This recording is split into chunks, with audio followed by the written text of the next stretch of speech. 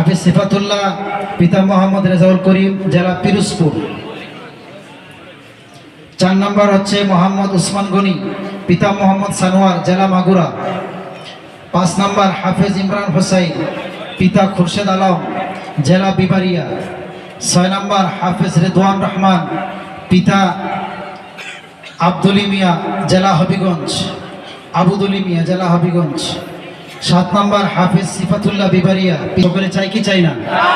আমরা মাদ্রাসার সাথে সম্পর্ক রাখবো তো ইনশাআল্লাহ। যার 3 জন সন্তান আছে, কমপক্ষে একজন সন্তানকে চেষ্টা করবো হাফেজে কোরআন বানানোর জন্য। আল্লাহ পাক আমাদেরকে তৌফিক দান করুন। আমাদের এই অত্র এলাকার মধ্যে আমরা যারা আমাদের সন্তানদেরকে মাদ্রাসায় ভর্তি করিয়েছি এবং যারা আমরা ইচ্ছুক, আমরা সকলেই যে কোনো প্রতিষ্ঠানে আমার যেখানেই ভালো লাগুক চেষ্টা করব কমপক্ষে একজন ছেলেকে যেন আমরা হাফিজে কোরআন অথবা একজন।